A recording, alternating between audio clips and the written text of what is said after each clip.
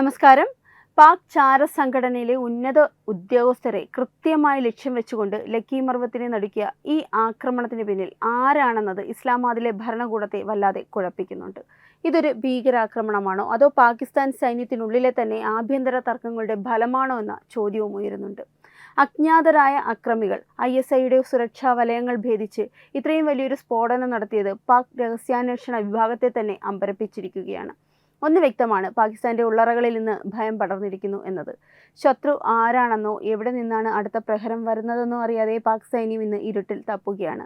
ചാരസംഘടനയിലെ ഉന്നത ഉദ്യോഗസ്ഥരെ പോലും ഇല്ലാതാക്കാൻ കഴിയുന്ന ഈ അദൃശ്യ ശക്തികൾ പാകിസ്ഥാൻ എന്ന രാജ്യത്തെ ആഭ്യന്തരമായി തകർത്തു കളഞ്ഞു എന്ന യാഥാർത്ഥ്യമാണ് ഈ സ്ഫോടനത്തിലൂടെ പുറത്തു വരുന്നത്. വരും ദിവസങ്ങളിൽ പാക് തെരുവുകളിൽ ഇനിയും ചോര വീഴുമോ അതോ ഈ അജ്ഞാത ശത്രുക്കൾ ആരാണെന്ന് പുറം ലോകം അറിയുമോ എന്നാണ് ഇനി കണ്ടെത്തേണ്ടത്.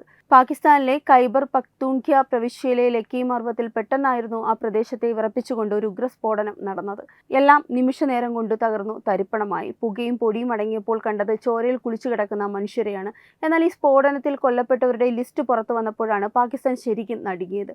മരിച്ചവരിൽ വെറും സാധാരണക്കാരല്ല ഉണ്ടായിരുന്നത്. പാകിസ്ഥാന്റെ കുപ്രസിദ്ധ ചാരസംഘടനയായ ISIയുടെ ഒരു മുതിർന്ന ഉദ്യോഗസ്ഥനും 2 ട്രാഫിക് പോലീസ് ഉദ്യോഗസ്ഥരും അവിടെ തന്നെ കൊല്ലപ്പെട്ടു. സ്വന്തം രാജ്യത്തെ ചാരന്മാരെ പോലും തെരുവിൽ സംരക്ഷിക്കാൻ കഴിയാത്ത ഗതികേടിലേക്ക് പാകിസ്ഥാൻ കൂപ്പുകുത്തിയിരിക്കുന്നു. ലക്കി മർവത്തിലെ ഏറ്റവും തിരക്കേറിയ ചന്തയിലാണ് സ്ഫോടനം നടന്നത്. ISIയുടെ ഉദ്യോഗസ്ഥൻ സഞ്ചരിച്ച വാഹനത്തെ ലക്ഷ്യം വെച്ചാണോ അതോ ചന്തയിൽ പരിഭ്രാന്തി സൃഷ്ടിക്കാനാണോ ഈ നീക്കം നടന്നതെന്ന് സുരക്ഷാ ഏജൻസികൾ പരിശോധിക്കുന്നുമുണ്ട്. സ്ഫോടനത്തിന്റെ ആഘാതത്തിൽ സമീപത്തെ കെട്ടിടങ്ങൾക്കും കടകൾക്കും വലിയ നാശനഷ്ടങ്ങൾ സംഭവിച്ചു. പരിക്കേറ്റ 18 പേരിൽ പലരുടെയും നില അതീവ ഗുരുതരമാണ്. ആശുപത്രികളിൽ നിന്ന് വരുന്ന വിവരങ്ങൾ പ്രകാരം മരണസംഖ്യ ഇനിയും ഉയരാനാണ് സാധ്യത. ആക്രമണം നടന്ന ഉടനെ തന്നെ പാക് സൈന്യവും പോലീസും പ്രദേശം വളഞ്ഞു. പക്ഷേ പ്രതികളെക്കുറിച്ച് ഇപ്പോഴും വ്യക്തമായ സൂചനകളൊന്നും തന്നെയില്ല. ഇന്ത്യക്കെതിരെ ഭീകരവാദികളെ വളർത്താൻ കോടിക്കണക്കിന് രൂപ ഒഴുക്കുന്ന ISIക്ക് സ്വന്തം ഉദ്യോഗസ്ഥനെ സംരക്ഷിക്കാൻ കഴിയാത്തത് വലിയ നാണക്കേടായി മാറിയിരിക്കുകയാണ്. പാകിസ്ഥാൻ വളർത്തുന്ന ഭീകരവാദികൾ തന്നെ ഇപ്പോൾ അവർക്ക് തിരിച്ചടിയാകുന്നു എന്നതാണ് വാസ്തവം. ഖൈബർ പഖ്തൂൺഖ്വ പ്രവിശ്യയിൽ പാക് വിരുദ്ധ വികാരം പുകയുകയാണ്. സൈന്യത്തിനും ISIക്കുമെതിരെയും ജനങ്ങളും വിവിധ സായുധ ഗ്രൂപ്പുകളും രംഗത്തെത്തിയിരിക്കുകയാണ്. മുതിർന്ന ഒരു ഉദ്യോഗസ്ഥൻ കൊല്ലപ്പെടുക എന്നാൽ അത് രാജ്യത്തിന്റെ ഇന്റലിജൻസ് സംവിധാനത്തിൽ വലിയ പരാജയമാണ്. ചന്തയിൽ വെച്ച് ഇത്തരമൊരു ഓപ്പറേഷൻ നടത്താൻ ആക്രമികൾക്ക് കഴിഞ്ഞു എന്നത് പാകിസ്ഥാനിൽ സുരക്ഷാ സംവിധാനങ്ങൾ പൂർണ്ണമായും തകർന്നു എന്നതിന്റെ തെളിവ് കൂടിയാണ്. ഒരു വശത്ത് സാമ്പത്തിക തകർച്ചയും പട്ടിണിയും, മറുവശത്ത് ആഭ്യന്തര യുദ്ധത്തിന് സമാനമായ സാഹചര്യം. ഇതിനിടയിലാണ് ഇത്തരം ഉഗ്ര സ്ഫോടനങ്ങൾ നടക്കുന്നത്. ഇസ്ലാമാബാദിലെ അധികാര കസേരയിൽ ഇരിക്കുന്നവർക്ക് പോലും ഇന്ന് പേടിയാണ്. ഇന്ത്യയെ തകർക്കാൻ പ്ലാനുകൾ മെനയുന്ന തിരക്കിൽ സ്വന്തം വീടിന് തീപിടിക്കുന്നത് പാക് ഭരണകൂടം അറിയുന്നില്ല. ലക്കി മർവത്തിലെ ഈ സ്ഫോടനം ഒരു താക്കീത് മാത്രമാണ്. ഭീകരതയെ ആയുധമാക്കുന്നവർ അതേ ഭീകരതയിൽ തന്നെ നശിക്കും എന്നതിന്റെ ഒടുവിലത്തെ ഉദാഹരണം. ISIയുടെ മുതിർന്ന തലവൻ കൊല്ലപ്പെട്ടത് ആ സംഘടനയ്ക്കുള്ളിൽ തന്നെ വലിയ പരിഭ്രാന്തി ഉണ്ടാക്കിയിട്ടുണ്ട്. തങ്ങളുടെ ഓരോ നീക്കവും നിരീക്ഷിക്കപ്പെടുന്നുണ്ടെന്നും തങ്ങൾ സുരക്ഷിതരല്ലെന്നും അവർ തിരിച്ചറിയുന്നു.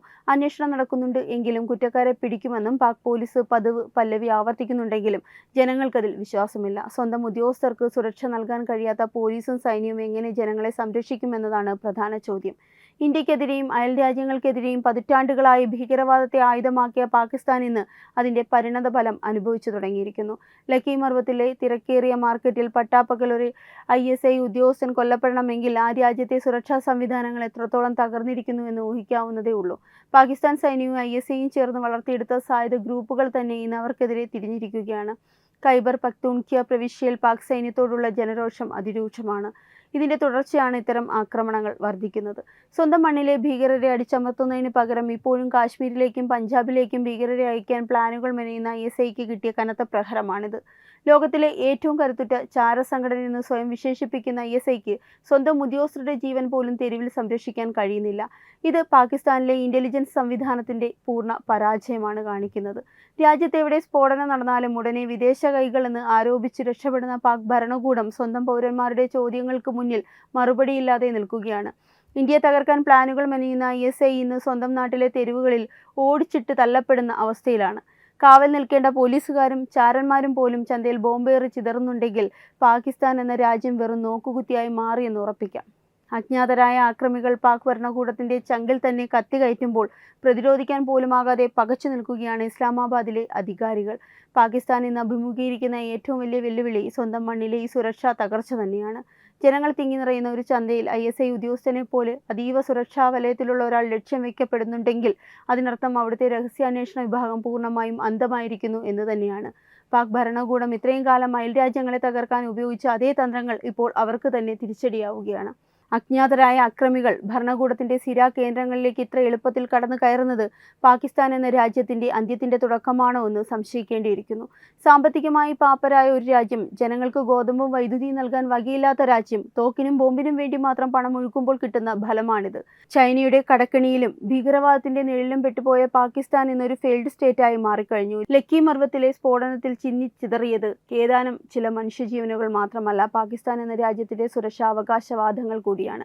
അഫ്ഗാൻ താലിബാൻ അധികാരത്തിൽ വന്നപ്പോൾ ലഡു വിതരണം ചെയ്തവരാണ് പാക് ഭരണകൂടം. എന്നാൽ ഇന്ന് അതേ താലിബാന്റെ മറ്റൊരു വിഭാഗമായ TTP പാക് സൈന്യത്തിന്റെ ഉറക്കം കെടുത്തുകയാണ്. അഫ്ഗാൻ അതിർത്തിയോട് ചേർന്നുള്ള ലക്കി മർവത്ത് പോലുള്ള സ്ഥലങ്ങളിൽ നിന്ന് സൈന്യത്തെക്കാൾ സ്വാധീനം ഇത്തരം തീവ്രവാദ ഗ്രൂപ്പുകൾക്കുണ്ട്. സ്വന്തം ഉദ്യോഗസ്ഥർക്ക് മാർക്കറ്റിൽ പോകാൻ പോലും ഭയപ്പെടേണ്ടി വന്ന അവസ്ഥയിലേക്ക് ഒരു രാജ്യം അധപ്പതിച്ചാൽ പിന്നെ അവിടെ എന്ത് ഭരണമാണ് നടക്കുന്നത്? ഭീകരതയെ പ്രോത്സാഹിപ്പിക്കുന്ന ഏതൊരു ശക്തിക്കും ഇതേ ഗതികേട് തന്നെയാണ് വരാനിരിക്കുന്നത് എന്നത് കാലം കാത്തുവച്ച നീതിയാണ്. ഭീകരവാദത്തിന്റെ വിത്ത് പാകി ലോകത്തെ ഭയപ്പെടുത്താൻ നോക്കിയ പാകിസ്ഥാൻ ഇന്ന് കൊയ്തെടുക്കുന്നത് സ്വന്തം നാശമാണ്. സ്വന്തം ചാരസംഘടനയിലെ ഉന്നതർക്ക് പോലും തെരുവിൽ സുരക്ഷ ഒരുക്കാൻ കഴിയാത്ത ഒരു രാജ്യം എങ്ങനെയാണ് അന്താരാഷ്ട്ര തലത്തിൽ നിലനിൽക്കുക? ഭാരതം വികസനത്തിന്റെയും സമാധാനത്തിന്റെയും പാതയിൽ ലോകത്തിന് മാതൃകയാകുമ്പോൾ അതിർത്തിക്കപ്പുറം പാകിസ്ഥാൻ സ്വയം കുഴിച്ച കുഴിയിൽ വീണ് ശ്വാസം മുട്ടുകയാണ്. വെബ് ഡെസ്ക് തത്വമൈ ന്യൂസ്. വിട്ടുവീഴ്ചയില്ലാത്ത നിലപാടുകളുമായി ദേശീയതയുടെയും സമാജത്തിൻ്റെയും ശാക്തീകരണത്തിനു വേണ്ടി തത്വമയിയുടെ ജൈത്രയാത്ര തുടരുകയാണ്. യൂട്യൂബിൽ മാത്രം തത്വമയിക്ക് 10 ലക്ഷം സബ്സ്ക്രൈബേഴ്സിലേക്ക് എത്താൻ ഏതാനും ചുവടുകൾ മാത്രമാണ് ബാക്കി. മറ്റ് സോഷ്യൽ മീഡിയ പ്ലാറ്റ്ഫോമുകളിലും തത്വമയിയുടെ നിറസാന്നിധ്യം തുടരുകയാണ്. ഈ അവസരത്തിൽ ഞങ്ങൾക്ക് നിങ്ങളോടുള്ള അഭ്യർത്ഥന ഞങ്ങളോടൊപ്പം നിൽക്കുക എന്നുള്ളതാണ്. നിങ്ങൾ ഉപയോഗിക്കുന്ന ഏത് സോഷ്യൽ മീഡിയ പ്ലാറ്റ്ഫോം ആണെങ്കിലും ഞങ്ങളുടെ വരിക്കാരാകുക, ഞങ്ങളെ സബ്സ്ക്രൈബ് ചെയ്യുക. നിങ്ങളുടെ സുഹൃത്തുക്കളിലേക്ക് തത്വമയിയുടെ ഈ സന്ദേശം പ്രചരിപ്പിക്കുക. ഞങ്ങളോടൊപ്പം നിൽക്കൂ, രാഷ്ട്രത്തോടൊപ്പം നിൽക്കൂ, ദേശീയതയ്ക്കൊപ്പം സഞ്ചരിക്കൂ.